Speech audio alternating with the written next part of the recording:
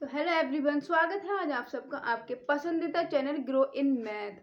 आज हम पढ़ने वाले हैं कक्षा 10th की गणित का चैप्टर नंबर 5 जिसका नाम है समांतर श्रेणी। ठीक है, अब समांतर श्रेणी किसे कहते हैं और इससे रिलेटेड फॉर्मूलाज बिल्कुल बेसिक बिल्कुल कॉन्सेप्ट के साथ आज हम देखने वाले हैं समांतर श्रेणी। ठीक है, तो बिल्कुल ध्यान से देखना और कॉपी और पेन लेके बैठना। हर वीडियो में मैं आपको ये समझाती हूँ, कॉपी पेन लेके जरूर बैठना। ठीक है, तो अब स्टार्ट करते हैं कि समांतर श्रेणी किसे कहते हैं, बिल्कुल कॉन्सेप्ट के साथ समझना। ठीक है, और अगर आ गए हो तो अच्छी बात है, और अगर आपने हमारा चैनल ज्वाइन करा है तो बहुत अच्छी बात है।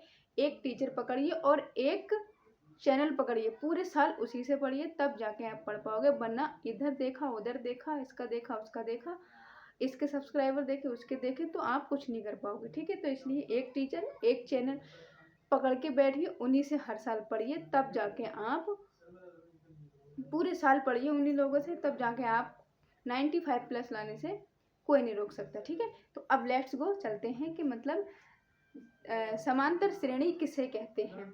बहुत इजी है अगर आप ध्यान से देखें तब। ठीक है, जैसे कि हम अब शुरू करते हैं। जैसे कि यहाँ पर एक डब्बा है,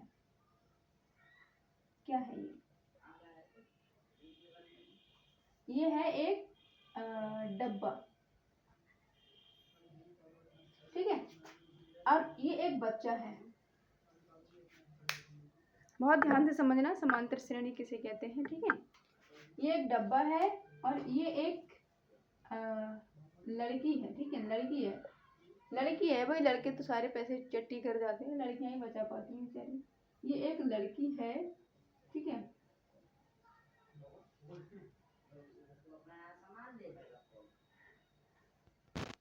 ये एक लड़की है जो कि इसमें रोजाना कितने पैसे डालती है, इसमें पहले दिन इसने डाले 7 रुपए। ध्यान से समझना, पहले दिन इसने 7 रुपए डाले, फिर दूसरे दिन इसने 7 तो पहले के थे ही, फिर इसने 3 रुपए और डाल दिए। समझने की कोशिश करना, फिर इसमें 7 पहले के थे, 3 पहले के थे, फिर से इनने फिर 3 डाल दिए। ठीक है, तो इस तरह से 7 पहले के थे, 7 दूसरे दिन, 3 दूसरे दिन के थे, 3 तीसरे दिन के थे और 3 चौथे दिन के उसने फिर डाल दिए। मतलब क्या है, हर बार वो 3 रुपए बढ़ाते जा रही है, हर रोज वो 3 रुपए डाल रही है। पहले दिन उसने कितने डाले, 7 डाले, फिर 3 जोड़े इसमें, फिर 3 जोड़े, फिर 3 जोड़े, फिर 3 जोड़े, मतलब ऐसे करते करते पूरा डब्बा भर देती है, वो इकट्ठे करती है पैसे। ठीक है, तो ये कितने आए, ये 7 आए, ये कितने आए, 7 3 10 आए, और ये कितने आए, 13 आए, और ये कितने आए, 7 3 10 3 13, और ये आ गए 16। तो देखो ध्यान से देखना, ये क्या है, 7 10 13 16 डॉट डॉट डॉट, मतलब अब ये क्या बन के तैयार हुई, ये एक क्या समांतर श्रेणी बन के हमारी एक तैयार हो गई। तो किस तरह से देखो, समांतर श्रेणी कहते किसे हैं, और 7 10 13 और 16, पहले दिन इसने 7 किए, फिर 10, फिर 13, फिर 16। अगर हम बात करें इसमें से 10 में से 7 घटाएं तो कितने बचेंगे, 3 बचेंगे। 10 में से 13 में से 10 घटाएं जब भी 3 बचेंगे। 16 में से 13 घटाएं जब भी 3 बचेंगे। अच्छा, इनका जो इनके बीच दो पदों के बीच का अंतर जो आ रहा है वो बिल्कुल समान आ रहा है। तो इसकी डेफिनेशन कैसे बनेगी, इसकी परिभाषा होगी कुछ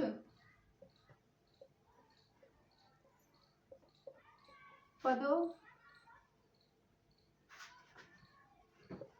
का वह क्रम, संख्याएं क्रम से लिखी हुई होती है, वह क्रम जिसमें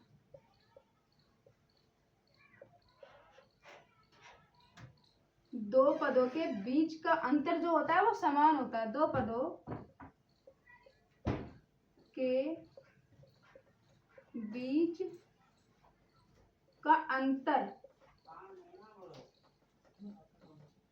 होता है, वो क्या होता है, वो समान होता है। इतना तो आप समझ ही गए होंगे। समान होता है तो उसे क्या कहते हैं, उसे कहते हैं समांतर श्रेणी। मतलब कुछ पदों के जो कुछ पद है ना, ये है कुछ पदों का वह क्रम जिसमें दो पदों के बीच का अंतर समान हो। अब दो पदों के बीच का अंतर क्या होता है, जैसे कि हमने इधर देखा 10 में से 7 घटाएंगे 3 बचेंगे, 13 में से 10 घटाएंगे 3 बचेंगे। ये क्या है, ये एक अंतर है। अंतर क्या आ रहा है, इन सब पदों का अंतर कैसा आ रहा है, बिल्कुल समान आ रहा है, तो उसको क्या बोलते हैं, समांतर श्रेणी बोलते हैं। अच्छा, अगर 10 में से हमने 7 घटाया 3 आया, और 13 में से 10 घटाते 3 नहीं आता, कोई और संख्या आती, तो उसे हम क्या बोलते, समांतर श्रेणी नहीं होती वो। ठीक है, अब समांतर श्रेणी तो समझ आ गई किसे कहते हैं। अब एक चीज और देखेंगे इसमें, जैसे कि एक एपी है, कोई एपी, समांतर श्रेणी को एपी भी बोलते हैं। एक है एपी, एक है 5 9 13 dot dot dot dot dot dot dot. देखो ये क्या है, इसका पहला पद है, ये पहला पद क्या है, ए है। इसको क्या बोलते हैं, ए भी बोलते हैं और ए वन भी बोलते हैं। बराबर क्या है, 1 है। और दूसरा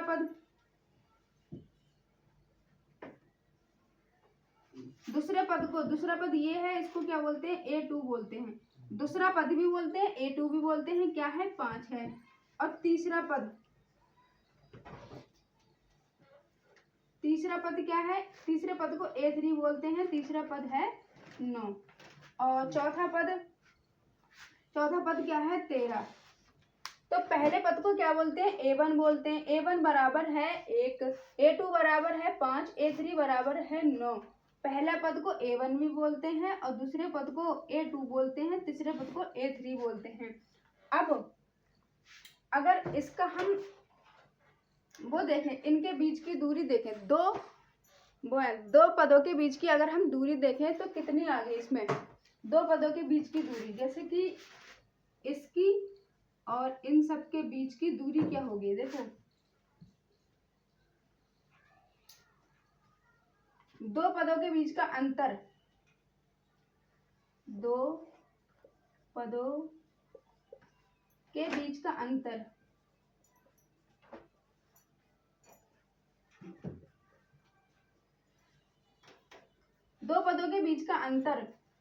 जैसे कि अगर हम 5 में से 1 घटा दें तो क्या आएगा, 4 आएगा। तो दो पदों के बीच के अंतर को क्या बोलते हैं, सार्वअंतर बोलते हैं, सार्वअंतर, इसको बोलते हैं सार्वअंतर। और इसको कैपिटल डी से रिप्रेजेंट करते हैं, दो पदों के बीच के अंतर को कैपिटल डी से रिप्रेजेंट करते हैं। ठीक है, इतनी बात क्लियर हो गई होगी। जैसे कि अब यहाँ पर क्या किया है, दूसरे पद में से पहला पद घटा दिया है, मतलब A2 में से A1 को घटाया है, इसलिए 5 में से 4 को घटाने पर, 5 में से 1 को घटाने पर क्या आया है, 4 आया है। तो अब बीच की दो पदों के बीच का अंतर भी पता चल गया कैसे निकाला जाता है। अब उससे रिलेटेड एक क्वेश्चन है, उसको सॉल्व करेंगे। जैसे कि क्वेश्चन क्या है,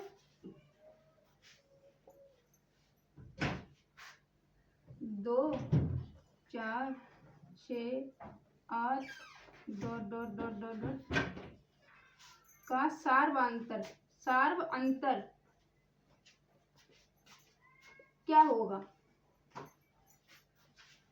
इस तरह से क्वेश्चन आता है कि समांतर श्रेणी इतने का सार्वअंतर क्या होगा। तो इसका क्या आंसर होगा, सार्वअंतर ज्ञात करने के लिए हमें क्या पता होना चाहिए, सार्वअंतर का फॉर्मूला हमने बताया था, सार्वअंतर बराबर जिसको किससे, स्मॉल डी से रिप्रेजेंट करते हैं। क्या होता है, दूसरे पद में से पहला पद घटा देते हैं, यानी कि A2 में से -A1 करेंगे तो हमें D का मान प्राप्त होगा, यानी कि 4 में से माइनस करेंगे 2 तो हमें 2, यानी कि D का मान हमें प्राप्त हो गया। ठीक है, ये रहा D का मान, इसका सार्वअंतर हमने ज्ञात कर लिया। ठीक है, अब एक बहुत इंपॉर्टेंट चीज बताने जा रही हूँ, उसको ध्यान से समझिएगा। समांतर श्रेणी पता चल गया हमें, सार्वअंतर पता चल गया, पहला पद, दूसरा पद, तीसरा, चौथा, ये सब पता चल गया। अब देखते हैं कि मतलब एक समांतर श्रेणी है, जैसे कि एक एपी है, एपी को क्या बोलते हैं, समांतर श्रेणी ही बोलते हैं। ये है क्या, ये है A1, A2, A3, A4, A3 तक ही रहने देते हैं, A4 भी कर लेते हैं, dot dot dot dot dot AN। AN का मतलब होता है इसकी जगह पे कोई भी संख्या आ सकती है, ठीक है। जैसे एक ही समांतर श्रेणी है, A1 है, A2 पहला पद है, दूसरा पद है, तीसरा, चौथा और अनंत तक है, ठीक है। यहाँ तक तो क्लियर हो रहा होगा, ठीक है।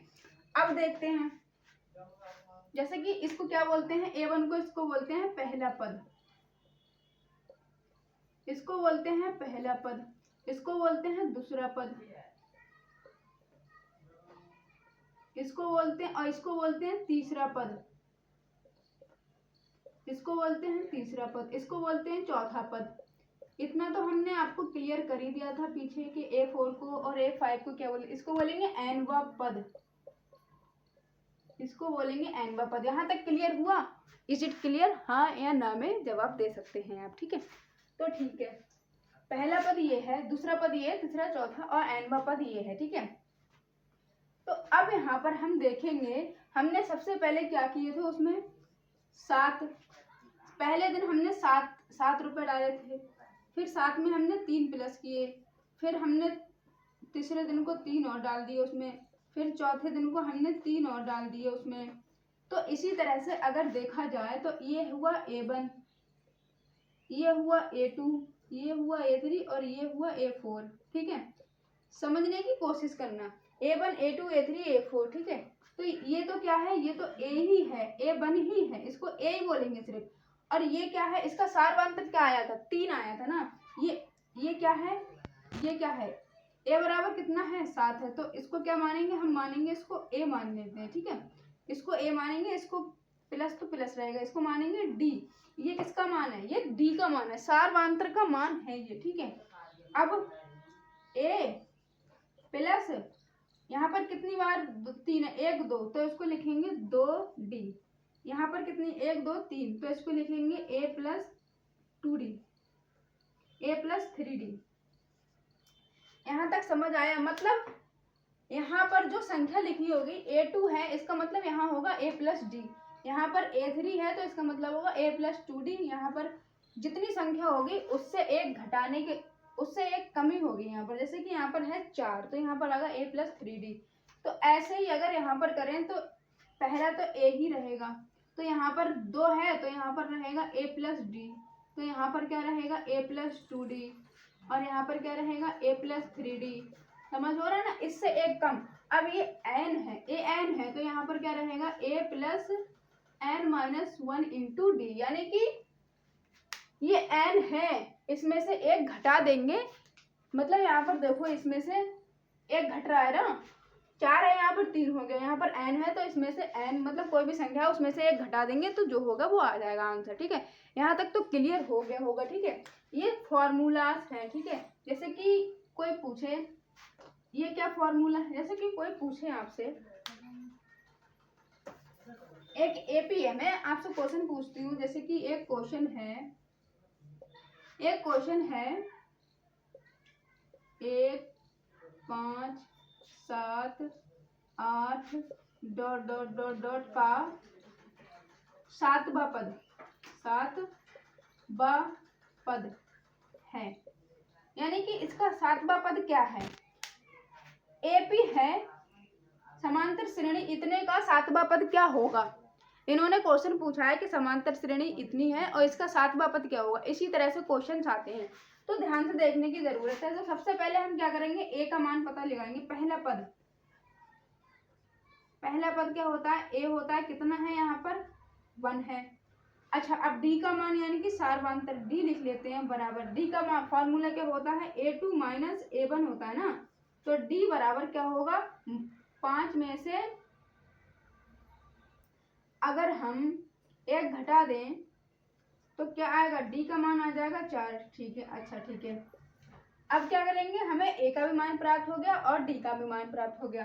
तो 7वां पद कैसे हल करेंगे, 7वां पद क्या होगा 7वां पद बराबर 7वां पद है, यानी कि यहाँ पर है A7 है।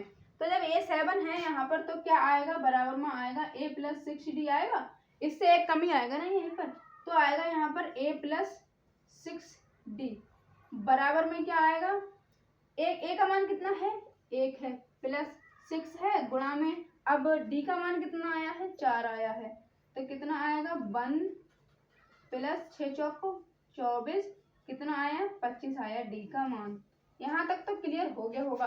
अगर इस तरह से कोई क्वेश्चन आए और उसमें पूछे कि D का मान बताओ, तो तुम्हें इस तरह से क्वेश्चन सॉल्व करना है। अच्छा ठीक है, यहाँ तक तो क्लियर हो गया। अब एक चीज और है, फॉर्मूलाज ये वाला n व पद बराबर an + n - 1 × D। देखो n व पद an + n - 1 × D, ये एक फॉर्मूला है जो कि बहुत ज्यादा इम्पोर्टेंट है। ये एक फॉर्मूला जो कि बहुत ज्यादा इम्पोर्टेंट है, ठीक है। तो ध्यान से देखना। अब इसमें क्या होगा, देखो बच्चे के मन में एक कंफ्यूजन रहेगा कि n और n व पद में अंतर क्या है। तो अब वो डिस्कस करते हैं कि n और n व पद में अंतर क्या है। ये कोई नहीं बताएगा, लेकिन हम बता रहे हैं इसलिए ताकि आपको कोई भी कंफ्यूजन नहीं रहे, ठीक है। तो अब हम बात करते हैं n और n व पद में अंतर। n और n व पद में अंतर, ठीक है। ध्यान से देखना, जैसे कि ये एक एपी है, यानी कि ये एक समांतर श्रेणी है। जैसे कि यहाँ पर लिखा है एक राम लिखा है, पहला पद है ये सीता है, ये दूसरा पद है, चौथा हो जाएगा राहुल, और ये हो जाएगा Mohan, dot dot dot dot, ठीक है। समझने की कोशिश करना। अब n बराबर 1, n बराबर 2, n बराबर 3, n बराबर 4, समझने की कोशिश करना। देखो अगर हम बात करें इसकी के 2वां पद क्या है, यहाँ पर 2वां पद क्या है, 2वां पद, तो तुम क्या लिखोगे, 2वां पद क्या है, सीता है। और अगर हम बात करें 3वां पद, 3वें पद की बात करें तो क्या होगा, राहुल होगा, ठीक है। अच्छा अब हम इनकी जगह पे हम कोई संख्याएं लिखते हैं, ध्यान से समझने की कोशिश करना। इनकी जगह पे हम कोई संख्याएं लिखेंगे, इनकी जगह पे लिखेंगे हम 11, यहाँ पे लिखेंगे हम 1, 5, 9, 13, ठीक है। अब हम कहेंगे मतलब बताओ इसमें 3वां पद क्या है, इसमें 3वां पद, 3वां पद, तो 3 कहाँ देखोगे तुम, पहला ये है, दूसरा ये, तीसरा ये, मतलब 13 है। 3वां पद क्या है, 13 है। अच्छा 2वां पद क्या है, 2वां पद है 9। और अगर बात करें ये चौथा पद है, और ये है 3वां पद, n बराबर 3, तो 3वां पद क्या आएगा, यहाँ पर 9 आएगा, ठीक है। और 2वां पद क्या आएगा, 5 आएगा। कंफ्यूजन हो गया यहाँ लिखने में, ठीक है। अगर बात करें 4वां पद क्या है, 4वां पद है 13। तो मतलब इसका सीधा सा मतलब ये निकलता है कि अगर हम पूछें, ये जो यहाँ पर बैठे होते हैं जितनी भी संख्याएं होती हैं, n उसको बताने का काम करता है कि वो कितने नंबर पर वो संख्या बैठी है। जैसे कि अगर 2वां पद कौन सा है और कहाँ बैठा है, तो 2वां पद क्या होगा, यहाँ पर 2वां पद हो जाएगा 5, 3वां पद क्या हो जाएगा 5। मतलब सीधे सीधे ये है कि n बताने की कोशिश करता है, उसका ये बताने का काम होता है कि कौन सी संख्या कितने नंबर पर बैठी है, ठीक है। और 9 कितने नंबर पर बैठी है, 9 बैठी है 3 नंबर पर, ठीक है। n बराबर क्या है, यहाँ पर 3 है। आई होप यहाँ तक क्लियर हो गया होगा। n का काम होता है कि n पद कितने नंबर पर बैठा है उसको बताने का, ठीक है। चलो यहाँ तक क्लियर हो गया होगा। अब इससे रिलेटेड करते हैं क्वेश्चन। अब नेक्स्ट क्वेश्चन है 2, 4, 6, 8 क्या एपी में है, मतलब क्या समांतर श्रेणी है। इस क्वेश्चन में ये पूछा है हमसे कि ये जो समांतर श्रेणी है ये समांतर श्रेणी है या नहीं है, ठीक है। ये जो संख्याएं है ये समांतर श्रेणी है या नहीं है, इस टाइप का क्वेश्चन आता है। तो इसको कैसे सॉल्व करेंगे आइए देखते हैं। तो सबसे पहले लिखेंगे हल, फिर क्या करेंगे, सबसे पहले निकालेंगे पहला पद यानी कि a बराबर क्या है 2 है। अच्छा, सार्वधातुक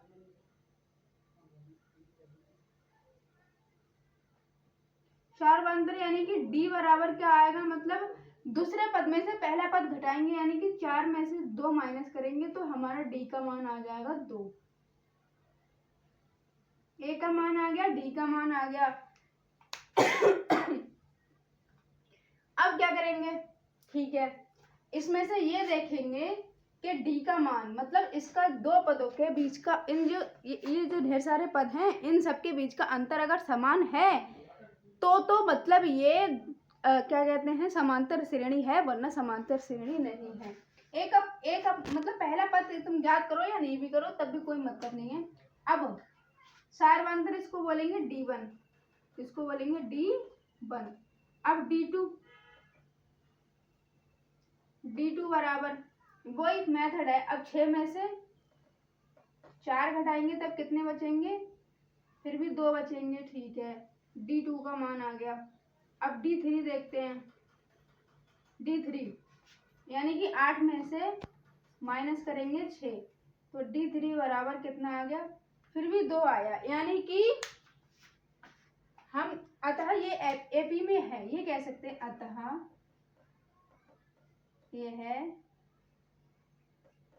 एपी में है। क्यों है, क्योंकि इस दो पदों के बीच का सार्वधातुक समान आ रहा है, इसीलिए क्या है, ये एपी में है। तो अब बात करते हैं नेक्स्ट क्वेश्चन की, जो कि ये भी बहुत ज़्यादा इम्पोर्टेंट है, ठीक है। तो ध्यान से देखना, एक समांतर श्रेणी है 10, 7, 4 ... का 30वां पद क्या है। देखो आ गया वही बात, हमने बताया था ना, एक क्वेश्चन भी करके बताया था कि 30वां पद, उसमें बताया था 7वां पद क्या होगा। तो अब देखते हैं इसका 30वां पद क्या है। तो सबसे पहले हमें ये ज्ञात करने के लिए a का मान ज्ञात होना चाहिए हमें, और d का मान पता होना चाहिए, ठीक है। तो सबसे पहले लिखेंगे पहला पद, a बराबर कितना है, इसमें 10 है, ठीक है। और सार्वधातुक यानी कि d,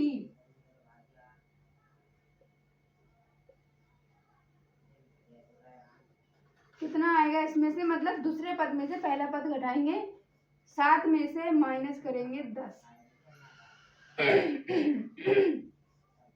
तो कितना आएगा, d बराबर आएगा -3। d बराबर कितना आया, d बराबर आया -3, a बराबर आया 10, ठीक है। अब हमें a का मान पता चल गया, d का मान, पहला पद और सार्वधातुक तो हमें पता चल गया। तो अब क्या करेंगे, इसमें 30वां पद है तो लिखेंगे 30वां पद, 30वां पद बराबर, ये 30 है तो क्या आएगा, a + 29d। तो a का मान कितना आया है, 10 आया है, प्लस 2 गुणा में कितना आया है, इसका मान 3 आया है, d का मान, ठीक है। तो 10 तो ऐसे ही लिखेंगे, 29 आएगा, 29 यहाँ पर, ठीक है। अब प्लस माइनस होगा, 9 3 27 के साथ हासिल लगे 2 2 3 6 और 2 8, 87 आ गए, ठीक है। अब 87 में से 10 गए तो कितने बचेंगे, 77 बचेंगे माइनस के, यहाँ पर 10 माइनस के 77 बचेंगे यानी कि 30वां पद क्या आया है यहाँ पर 77 आया है। ए 30 इसको ऐसे भी बोल सकते हैं, माइनस का 77 आया। माइनस का 77 इसलिए आया है क्योंकि यहाँ पर माइनस की संख्या ज़्यादा है, इसीलिए यहाँ पर माइनस में ये संख्या बची है। ठीक है, आई होप यहाँ तक क्लियर हो गया होगा। अब एक हाँ मोस्ट इम्पोर्टेंट क्वेश्चन है, देखो क्या कहता है क्वेश्चन हमसे। एपी माइनस एक समांतर श्रेणी है, माइनस के 3 है, कॉमा माइनस का 1/2 है, फिर 2 है का 11वां पद क्या है।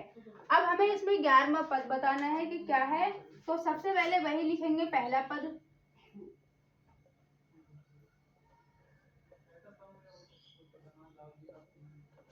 पहला पद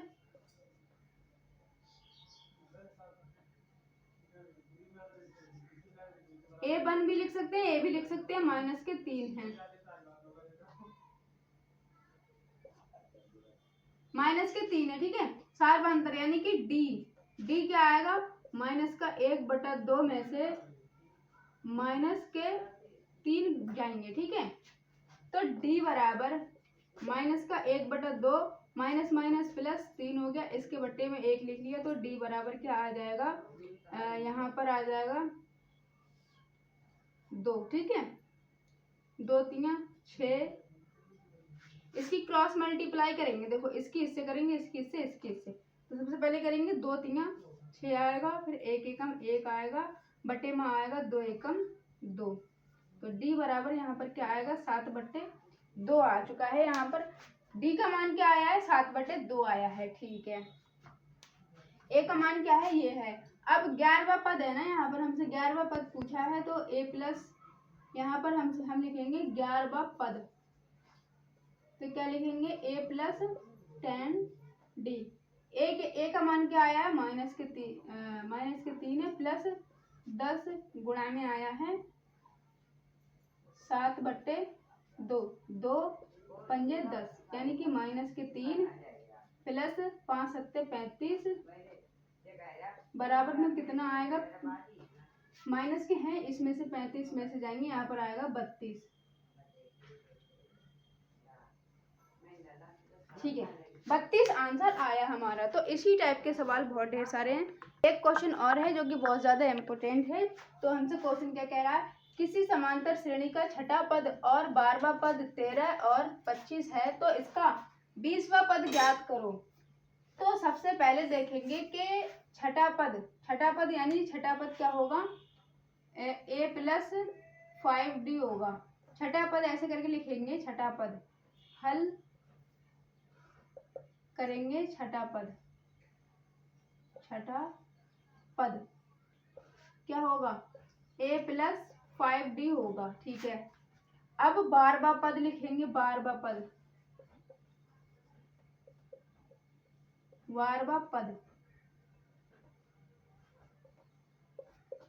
पद क्या होगा, a प्लस 11d होगा। अब ये बन गई समीकरण नंबर 1, ये बन गई समीकरण नंबर 2। अब इनको हम देखो, अब इसको इधर लिखते हैं, a plus 5d is equal to कितना है 13 है, a plus 11d is equal to कितना है 25 है। ये बन गई समीकरण नंबर 1, ये बन गई 2। ठीक है, तो अब क्या करेंगे, ऐसे करेंगे, माइनस माइनस माइनस, इससे ये कट जाएगा और इधर बचेंगे 6d। अब 25 में से 13 गए, 5 में से 3 गए, बचे 2, 1, तो d बराबर कितना आ जाएगा 2 आ जाएगा, 6 दूनी 12, d बराबर आ जाएगा 2। अब a का मान ज्ञात करने के लिए क्या करेंगे, d का मान समीकरण 1 में रख लो या 2 में रख लो, तो a plus 5d is equal to है 13, तो a प्लस 5 गुणा d का मान कितना है 2 है, बराबर में कितना है 13, तो a बराबर 13 माइनस के 5 दूनी 10, इधर जाएंगे तो a बराबर कितना आ जाएगा, इधर आ जाएगा 3। ठीक है, अब क्या पूछा है हमसे, 20वां पद पूछा है, 20वां पद पूछा है ना हमसे, तो क्या हो जाएगा a प्लस 19d होगा ना ये, तो बराबर में ए का मान कितना है 3 है प्लस 19 गुणा में डी का मान कितना है 2 है, तो बराबर 3 19 दूना 38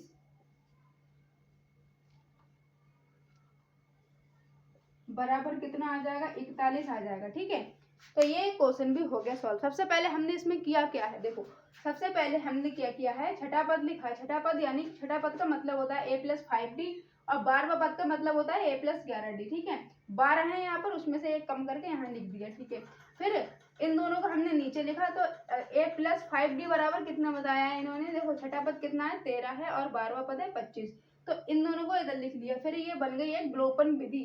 विलोपन विधि द्वारा हमने इसको सॉल्व किया और आंसर हमारा आ गया। देखो फिर हमने विलोपन विधि द्वारा निकाला डी का मान और ए का मान, तो 20वां पद हमने क्या देखा कि 20वां पद हमें ज्ञात करना है, तो लिखेंगे इधर 20वां पद यानी कि a+19d, इसमें से एक घटा के यहाँ पर लिख दिया हमने। फिर हमने इसको सॉल्व किया और हमारा आंसर आ गया 41। तो आज के लिए इतना ही काफ़ी है, और अगर हमारी वीडियो से आपको थोड़ा सा भी कुछ सीखने को मिला हो तो प्लीज़ लाइक करना, सब्सक्राइब करना और शेयर भी करना। ठीक है, और हमारी वीडियो अगर आपको अच्छी लगी हो तो प्लीज़ कमेंट भी करना। ठीक है, और अगर कोई डाउट हो तो कमेंट बॉक्स में आप पूछ सकते हैं, और नेक्स्ट वीडियो के लिए आप लाइक कर सकते हैं। और हमने यूट्यूब पर 4 चैप्टर हमने बिल्कुल विद कॉन्सेप्ट पढ़ा दिए हैं। आप अगर पढ़ना चाहते हैं तो एक चैप्टर नंबर 1 से चैप्टर नंबर 5 तक हमारे साथ जुड़ सकते हैं। ठीक है, हम लगभग 1 साल में 3 बार गणित पढ़ाते हैं बिल्कुल विद कॉन्सेप्ट के साथ, और आपको टॉपर बनाकर ही दम लेंगे। और हमारे साथ जुड़िए, बहुत अच्छी बात है। ठीक है, हंसते रहिए।